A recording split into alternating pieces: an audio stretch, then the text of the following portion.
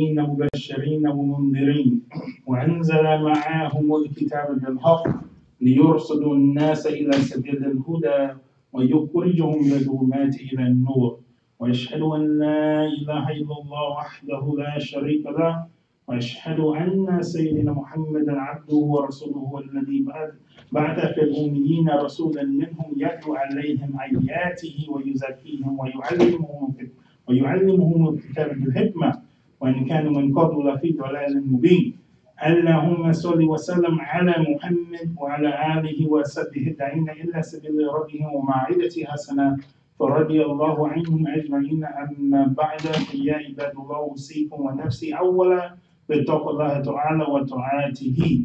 السلام عليكم ورحمة الله. وعليكم السلام ورحمة الله وبركاته. وعيد مبارك.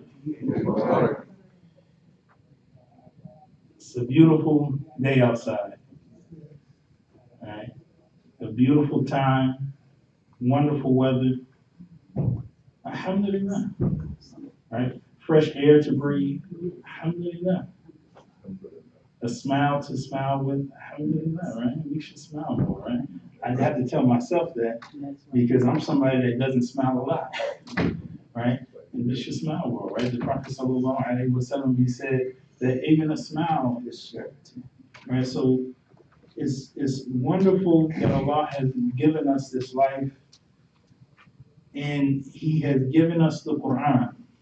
And He says in His wonderful, glorious Quran, أعوذ بالله من الشيطان الرجيم بسم الله الرحمن الرحيم لا أقسم بهذا البلد.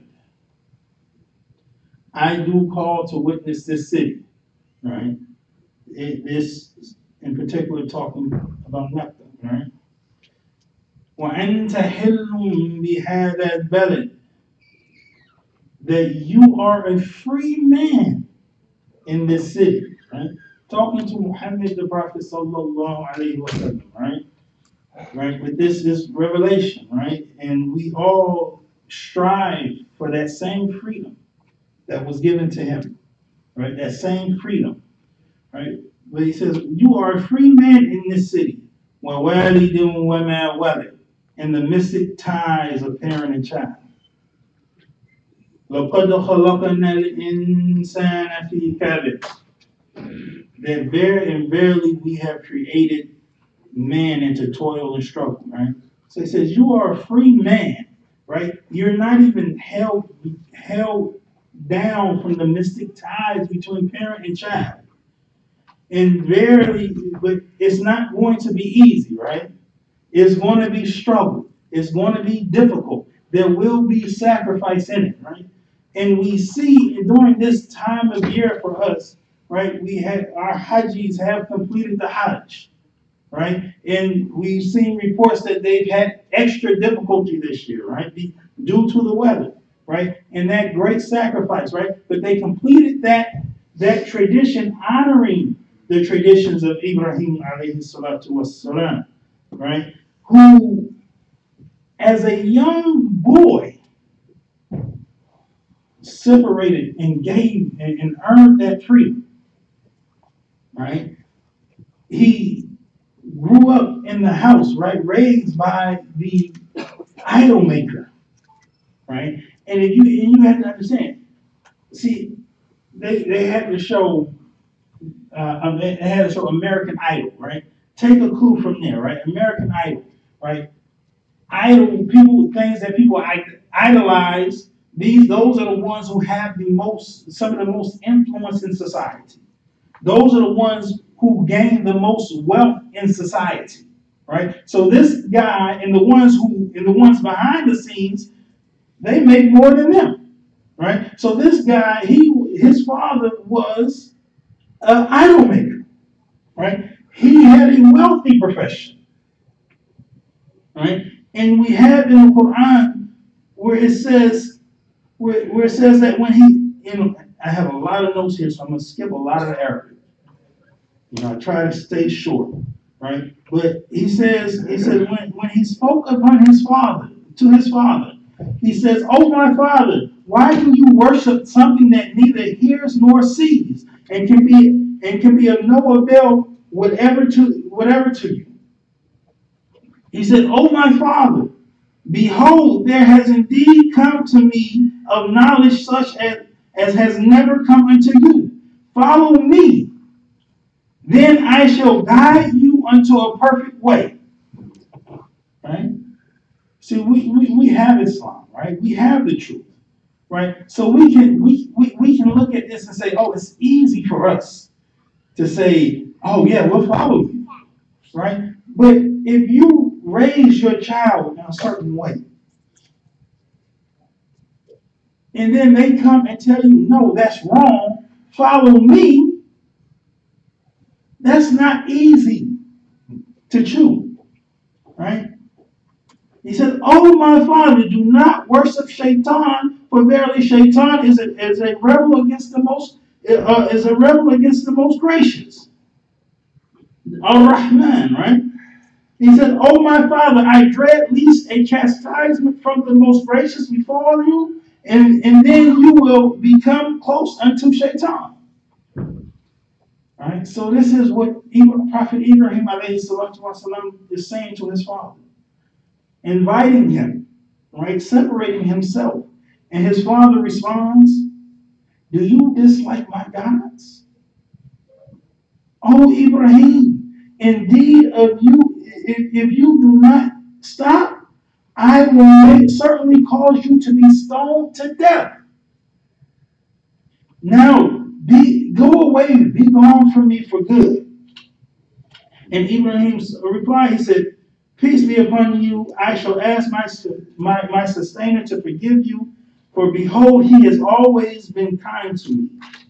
But I shall withdraw myself from you all, and whatever you invoke instead of God, and shall invoke my sustainer alone. It may well be that my prayer will not remain unanswered to my sustainer." Right? So we find a challenge here, a sacrifice that Prophet Ibrahim alayhi salatu wasalam, given for his Lord, separating himself and rejecting the ways of his people, the ways of his family, the ways of which he was raised. He is rejecting that for the pleasure of his Lord, for the mercy of his Lord. And we find similar situations amongst other prophets, right? When we look at Prophet Musa alayhi salatu wasalam, in the conversation, right, and Allah commanded him, and go both of you, him and Harun. He said, "Go both of you unto Fir'aun and say, behold, we bear a message from the sustainer of all the worlds. Let the children of Israel go with us." And Fir'aun responds to Moses. He says, "Did we not bring you up in our home when you were a child?" Right? So we have another prophet here given, rejecting the ways of those who raised him. Right?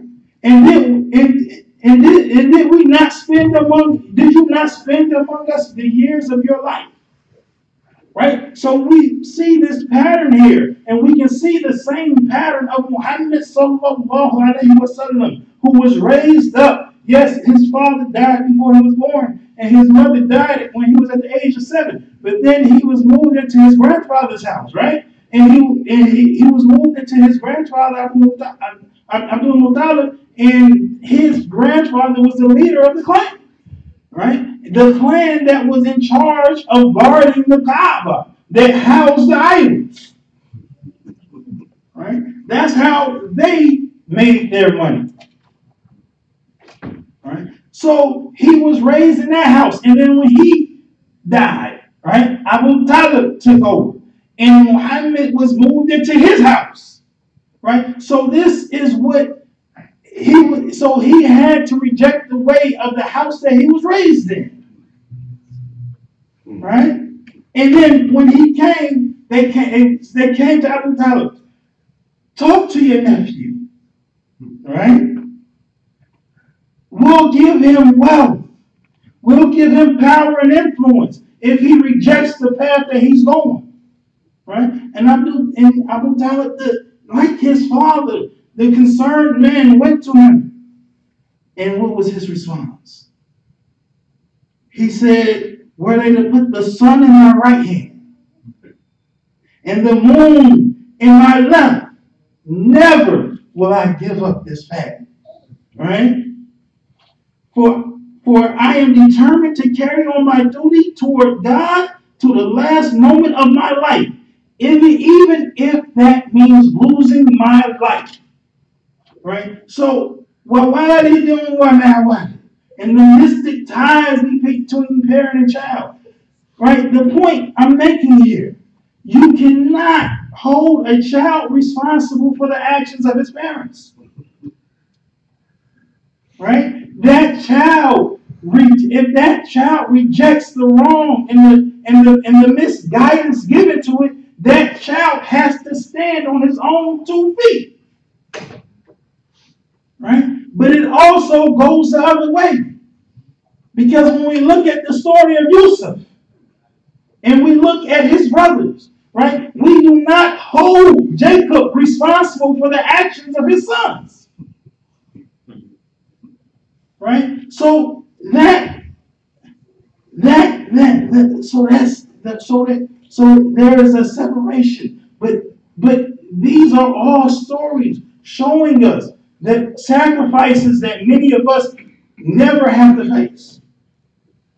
Though I know, I say many of us, I could be, oftentimes I'm incorrect because I know a lot of those that came before me, right, had to reject the ways of their parents.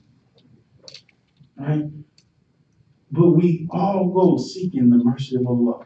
Walhamdulillah Rabbil Alameen.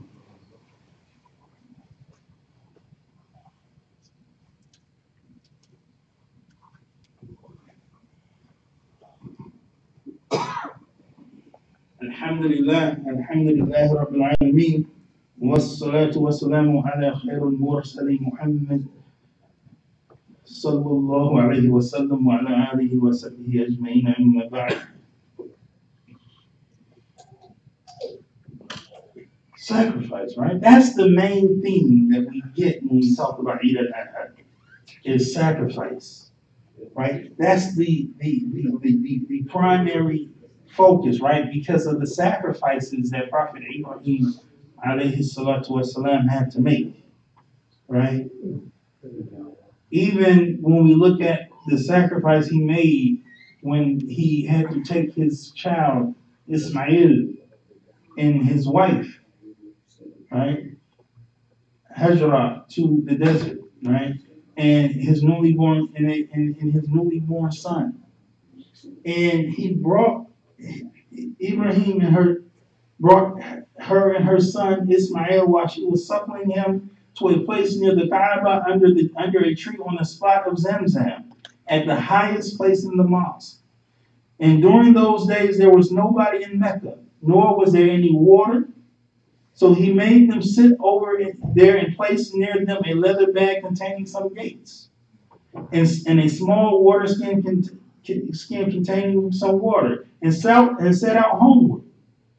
Ismail's mother followed him, saying, "O Ibrahim, where are you going, leaving us in a valley where there is no person whose company we may enjoy, nor is there anything to enjoy?" She repeated that phrase to him many times, but he did not look back at her. Then she asked him, "Has Allah ordered you to do so?" And he said, "Yes." And she said, "Then he will not neglect us." And she returned to her child while Prophet Abraham proceeded on his way. And isn't that that's the point, right? And we know the rest of the story. But she's the point. Has Allah ordered you to do so? Yes. Then he will not neglect us, right? And we know in the years of sorrow for the Prophet Muhammad sallallahu alaihi wasallam, right? When he lost Abu Talib, when he lost Khadija, when they returned to Allah, he made a dua, right? This is when they were excommunicated from Mecca, and they were struggling, and he made a dua, and he said, "Oh Allah, as long as you are not displeased with me, then none of this matters. Then none of this matters." Right? So then we see another sacrifice, right? And then and Allah gives us in the Quran, and when when he had become old enough to share in his father's endeavors, the latter said, "Oh my dear son, I have seen in a dream that I shall sacrifice you. Consider then what would be your view." And Ismail answered, "Oh my father, do as you are bidden. You will find me, if Allah wills, among those who are patient in adversity." Right? He said, amongst the Sabirin. Right? And as soon as the two has surrendered themselves to the will of Allah, and Ibrahim, he had laid him down on his face, we called out to Ibrahim, "You have already fulfilled the vision. You will be rewarded as doers of good." Right? So we see here Prophet Ismail alayhi salatu wasalam, that he was willing to make the ultimate sacrifice. Right? Yes, Prophet Ibrahim was sacrificing, right? But after that, Ibrahim was still moving on with his life. Right? But Prophet Ismail was willing to make the ultimate sacrifice for Allah. Right? So I ask you, what sacrifices are we willing to make? One of the traditions that we have during this time is that you would sacrifice an animal, right? In most cases, a lamb or a goat, right? But that sacrifice isn't yours, right? The lamb is making the sacrifice.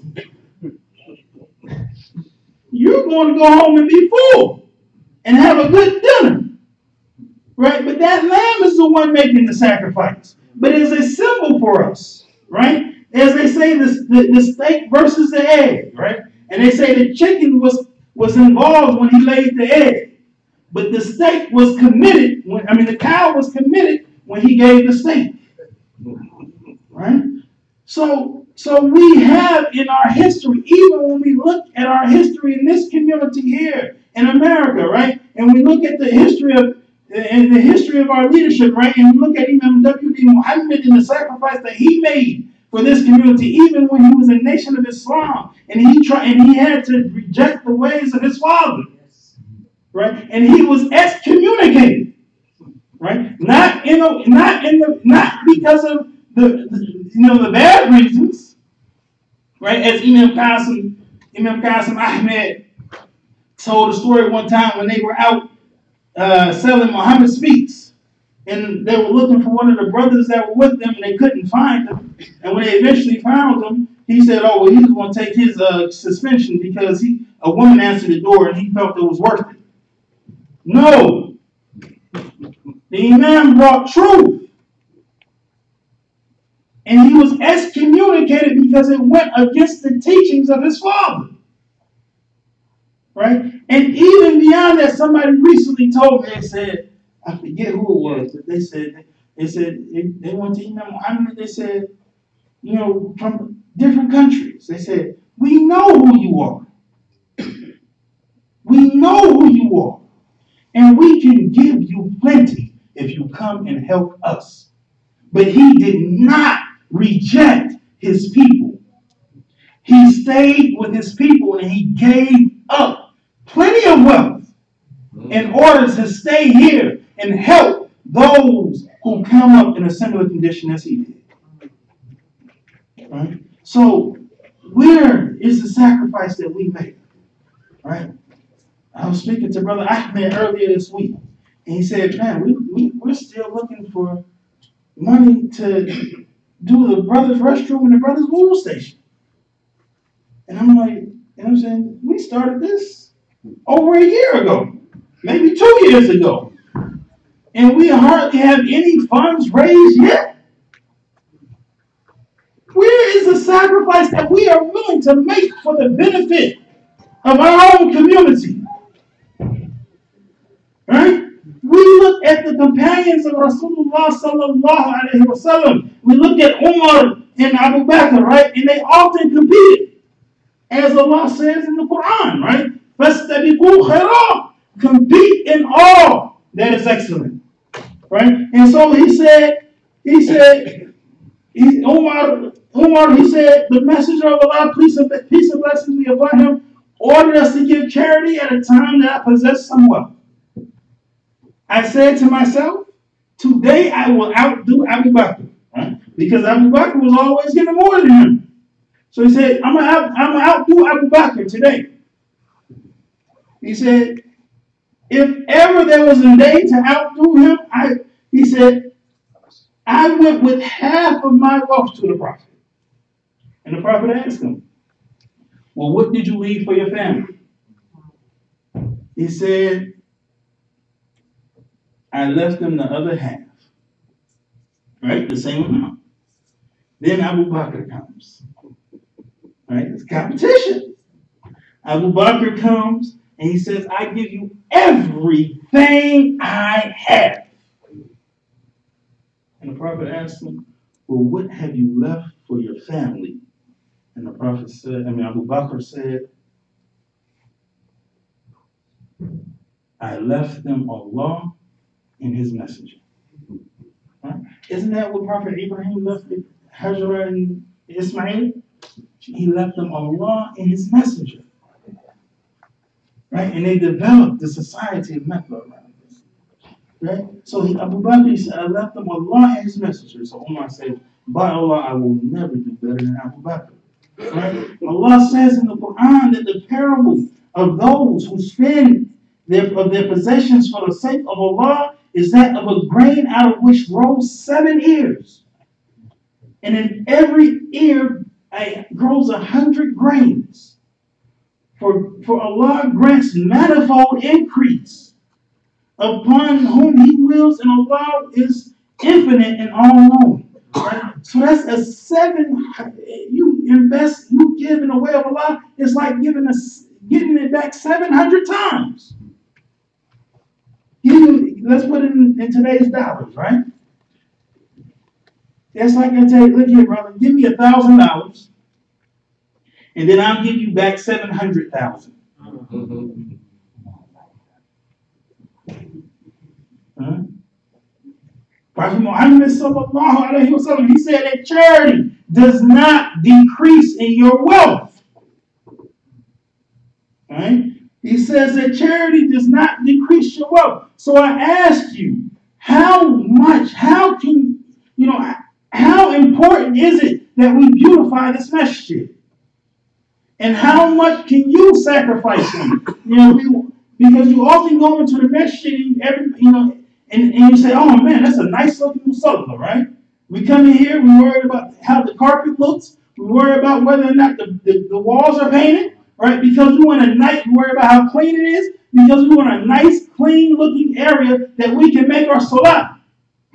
But salat begins with wudu. It begins with wudu, right? Prophet Muhammad sallallahu alaihi wasallam, he said to Bilal one time, he said, Bilal, tell me which act you did at the time of the morning prayer for which you hope to receive good reward. For I heard during the night the sound of your footsteps before me in paradise. This is a prophet. He said, in Bilal radiallahu anhu, he said, I did not do any act in Islam for which I hope to get any benefit, but that when I perform complete wudu before the night or day, I observe the salat with that purification, what Allah has ordained for me to pray. Right? So, we have to make sacrifices. Not just with the restaurant, not just with food, but even everything that we're trying to build.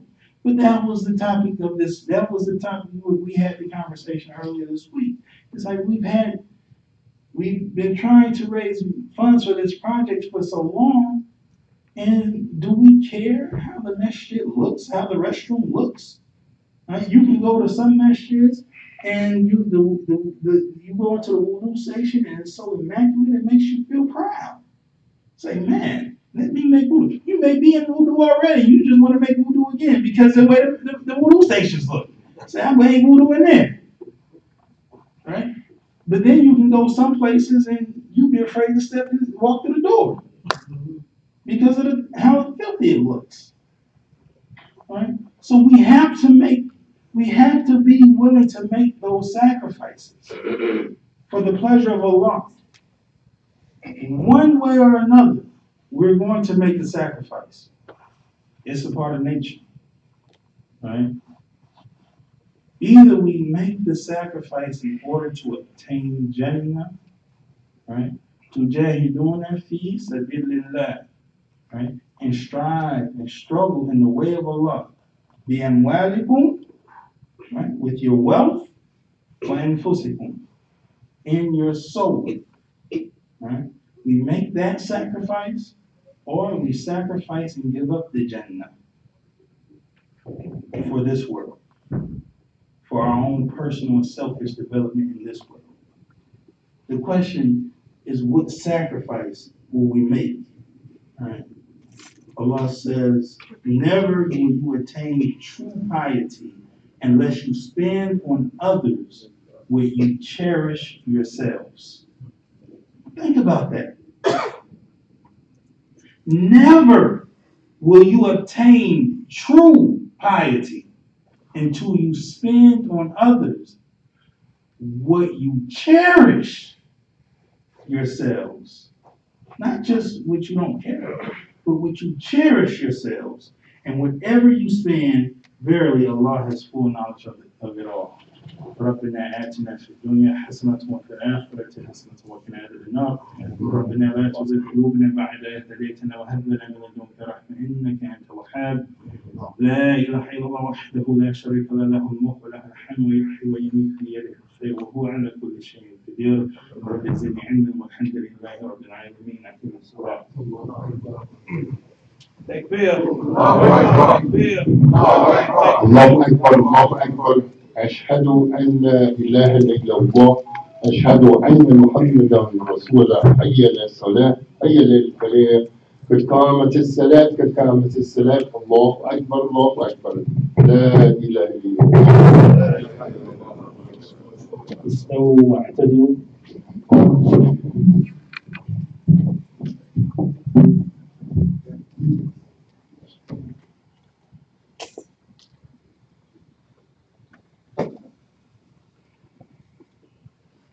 الله أكبر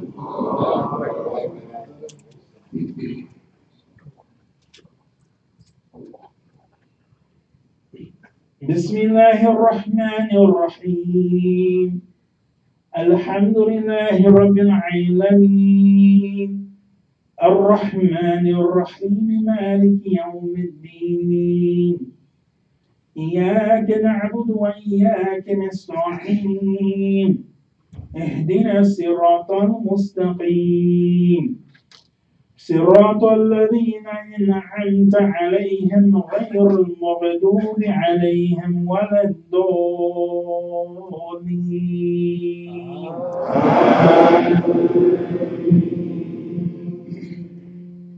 وتين وزيتون وطور سينين وهذا البلد الأمين لقد خلقنا الإنسان في أحسن تقويم ثم رددناه أسفل سافلين إلا الذين آمنوا وعملوا الصالحات فلهم أجر غير ممنون فما يكذبك بعد بالدين أليس الله بأحكم الحاكمين الله أكبر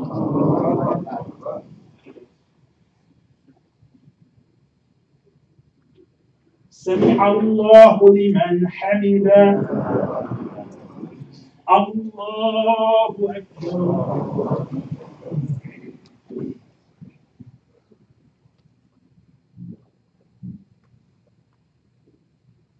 الله أكبر الله أكبر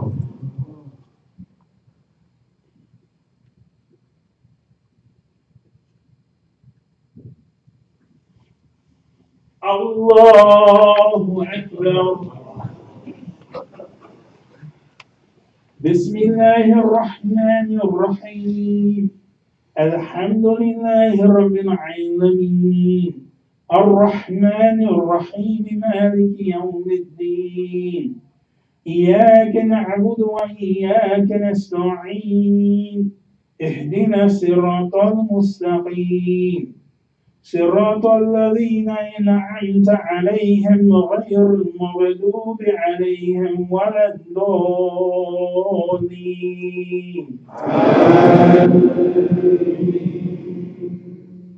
قل هو الله أحد الله الصمد لم يلد ولم يولد ولم يكن له كفوا أحد الله أكبر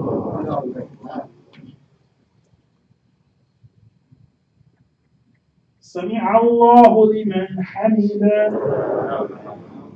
الله أكبر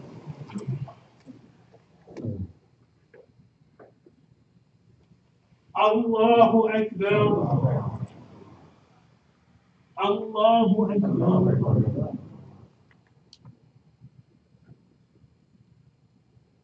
الله أكبر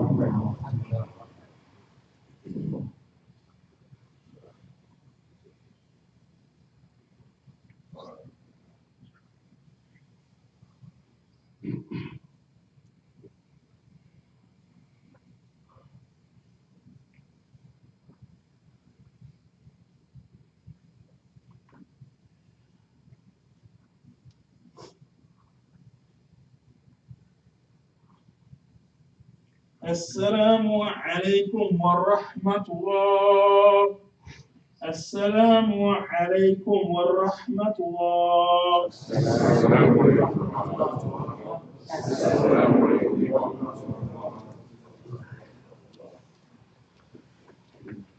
Brother Imam, before everybody go, I got a concern. Allah said you feel wrong, you change with your heart, your hand, or your mouth. You get an understanding on the tafsir when you are doing the kufa and people come in and make it sunnah. You get an understanding on that, please. Tafsir on that when you're doing the kufa, people come in and make sunnah stand in front of you. Can you explain that where people are here, please?